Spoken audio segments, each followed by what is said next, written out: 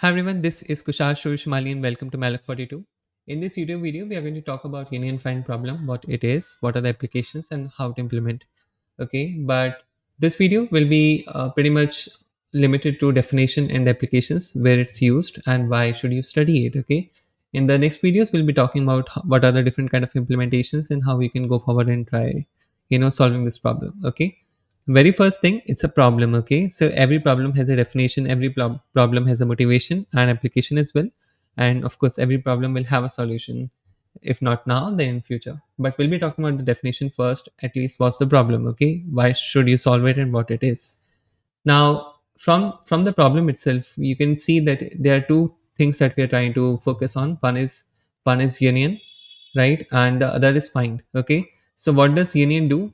So union does, whenever you do union between two objects, okay, that means you're kind of uniting two people. Okay, let's say it's P and Q, then you're trying kind of uniting these two people. Okay, that means, let's say, in a graph, okay, if there are two objects P and Q, and if you try to unite them, that means you try to have this union operation between P and Q. That essentially means that there is a connection between them. Okay, similarly there could be another object R, right, and in that case, if you're trying to connect P and R, that essentially means that you're trying to have a union between P and R. Okay, so it's what it means from the name itself. And what do you mean by find?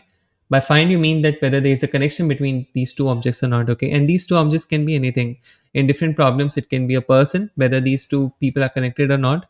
For example, in a social media graph, whether P and Q are friends or not, that can be about that as well. So right, so let's say you have a graph here. Okay, let me, or maybe let's not take a graph, let's take a, like, just a matrix. Okay, where each cell is named A, B, C, D up to, yeah, all the letters. Okay, G, I, G, H, I, J, K, L. Okay, now if you want to say that, okay, if you're pouring water from here, let's say, okay, on the top, and whether you want to figure it out that it will reach here or not. Okay, whether it will reach bottom or not. Okay, what that means is whether it will flow through A, then flow through any of these cells. Okay, and then any of these cells, and then any of these cells. Okay, so it's really important. Or it could be through B as well, it could be through C as well, any of the top cells, any of the bottom cells, any of the cells in between as well. So how do you solve this problem? You can just say that whether A is connected to any of the bottom cells. Okay, so that means whether find of A comma any of the bottom cell. Okay, so what I can just say is whether find of any of the top cells. Okay, and any of the bottom cell is true. If that is true, that means there's a connection, right? Then if this is true, right, then the water will flow, right? Water will flow. So you can just say that this is the condition of using, how you can use find to find whether there's a leakage or not, and whether it's going to flow to the bottom or not. Okay, and this is called a percolation problem. Okay, so this is called a percolation problem, and this is like not the total problem definition for percolation, but what it means is there's a probability P by which essentially means whether the water is going to flow through this cell or not. Okay, so let's say there's a 50% probability that there'll be this cell will percolate or not. Okay, so if this cell percolates, that means water will flow through this cell, then it will flow through E cell, then I cell, and then L cell. So that can also mean that, okay, so there's a path from the top to the bottom, and there's this path that you have AEIL. Okay, you could also have BEHK, the straight path as well. So there are different paths that are possible, right? And you could have just played around and have a different path as well to see as well. Okay, so this is the use of union find problem. And the problem, okay, let's come to the problem definition now, because we have not defined it yet. The problem is whether there should be a way, there should be two ways. Okay, first, how to connect them, right? How to connect two objects in a graph. Okay, two objects in an environment. You can also say the environment can be graph, can be anything. Okay, and whether they are connected or not, whether two arbitrary objects, okay, let's say any two objects, okay, are connected or not. Okay, so that's the problem definition. Okay, and that's what this union find is trying to solve.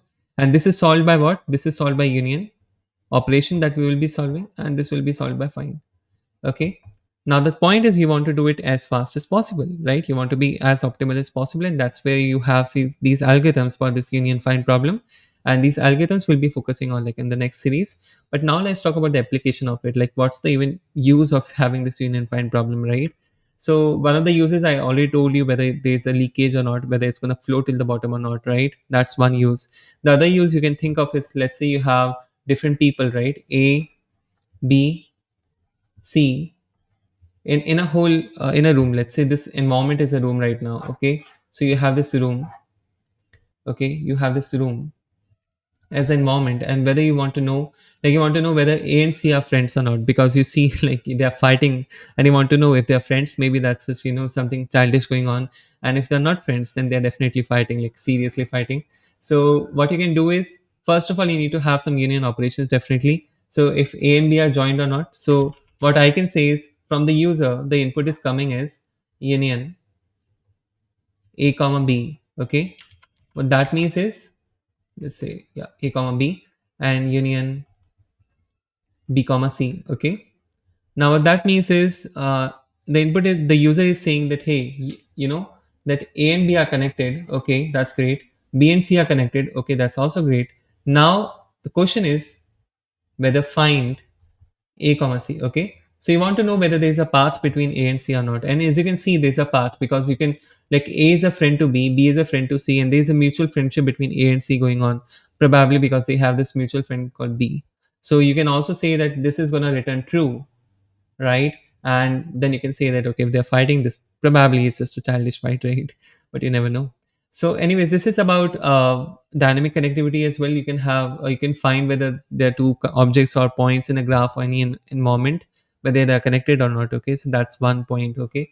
You can also say, like, later on you could also have more points, let's say D as well, and whether you want to find of, let's say, A comma D. In that case, what it will be, because A and D are not connected, that will be false, right? So it will be false. It's as simple as that, right? So these two union and find functions will be trying to implement it like as optimally as possible while solving this problem statement, okay? And in different terms, like I have seen this being referred to as disjoint data set in graphs.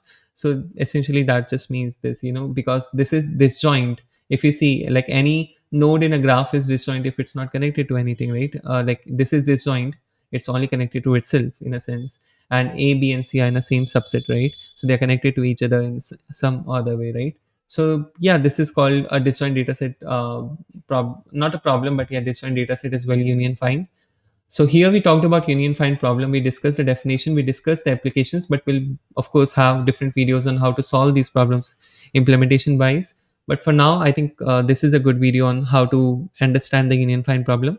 In the next videos, we'll be discussing how to solve it optimally, of course.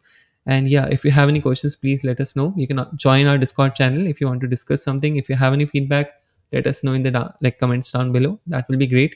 Please subscribe to the channel if you like the content, like the video. Let us know about it. Thanks a lot. Take care. Bye bye.